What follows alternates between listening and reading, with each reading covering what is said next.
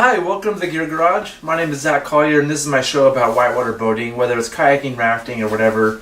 And I love just talking about boating, so that's what I do on the show. And somebody left a comment the other day about wanting to know more about pads for whitewater trips. And so I thought I'd just talk about a few that I use and things that I like. And I'll start first with this one. This is made by Thermarest, and it's really new technology. It's the Thermarest Neo Air. And it's really light, it's minimal. You can see it's pretty thin. They say it actually fits in an Nalgene, so it packs really small, if volume's a consideration, and it's really, really light. And so I use this one if I'm living out of a hardshell kayak, or if I have to hike into a run where weight and volume really matter. It's really a nice pad, and it's actually really comfortable to sleep on. You basically have to blow the whole thing up, so it's a bit of work to blow it up. It takes a good 5 minutes or so, maybe less, but it takes longer than I thought it would. The only disadvantage of this one is they're pretty expensive. It's 140 to plus, maybe 200 plus, depending on which one you get. This is one of the original ones, but now they have a lot of different sizes and thicknesses and things to choose from. So they're pretty expensive for what they are. And also, I've had problems with durability. I'm pretty hard on things, and I'm 220 pounds, so when I lay on something, it's hard on it. And I put a lot of pinholes in these. So, I've put holes in them, and they're really hard to fix in the field, because you have to submerge them underwater to find the holes, and you typically don't do that when you're in the field. You could, but you typically don't. And once it's broken, it's broken the rest of the trip. So I've probably spent 10 nights on a flat one of those, kind of just sleeping on the ground because I popped those. So they're good for the right purpose, but that shouldn't be your day-to-day pad unless you're easy on gear. The next one I think is the best overall pad, especially for the money. This is just a classic Thermarest. This has been around forever. It was built for backpackers, but we've used it on rafting trips forever.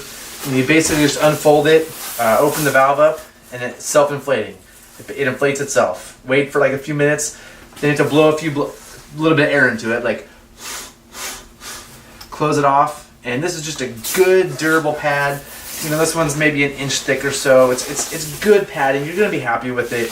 I use this one quite a bit. The nice thing about using a good old Thermarest is it rolls pretty small, so you can have a nice set of gear, like all your stuff in one big dry bag. With that, you're not carrying a bunch of different things around, which we'll talk about the bigger pads in a minute, where this fits nicely with your kit. There's also a company, Alps Mountaineering, and that's the pads we use for our trips. They make different lengths, different widths, thicker ones like this. They have their Comfort series has a nice velour top, and so you're sleeping on something that's actually really comfortable to put your head on. They make some really good pads too, and they're pretty affordable. They range from $40 a piece up to $200, depending on what you get. So I definitely would check out Alps Mountaineering too. Thermarest is kind of the company that invented this, more or less, or they pioneered it, and this is just a classic one. A lot of people love the Paco Pad, and they think the Paco Pad is the way to go, and they are great pads. They sort of invented, Jack's Plastic is the company invented this pad. This is the Paco Pad. It's a piece of foam inside that has a thick cover, and you can just lay this thing out and sleep on it. It does have a valve. You can blow some air in there and close it if you want to, but quite honestly, even without that 2-inch piece of foam in there is really nice. I've used these a bunch. The downsides to this is it's kind of bulky, and you got to carry this whole thing with you, which you might do on a big rafting trip or car camping, but it is kind of a lot.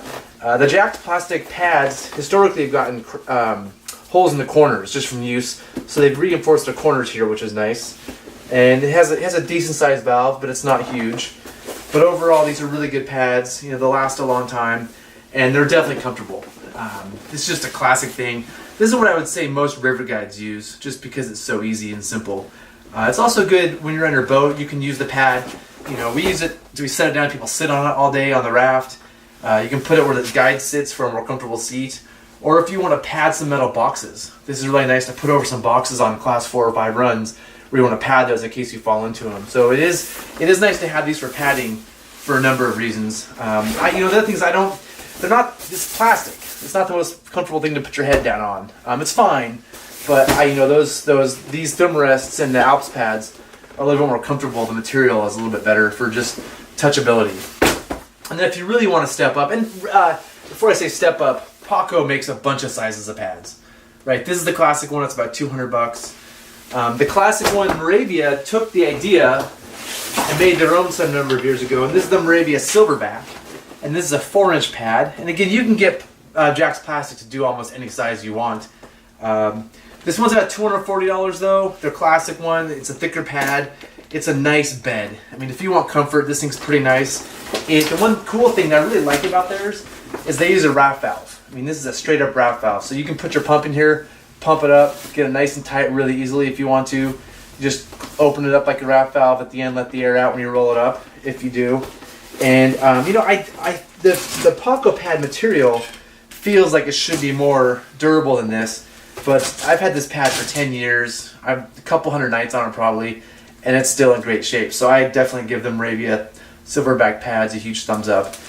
They are a little bit more expensive than the Paco Pads, but again, they're probably worth it if you're looking for comfort. So yeah, that's it for pads. You may have some more ideas out there. If you have something else you like, please put it in the comments down below. Suggest something else. These are the ones I've used and have experience with. Or if you have questions about these, please add a question in the comments below, and I'd be happy to answer you back. Thanks for joining me, and I'll see you next time.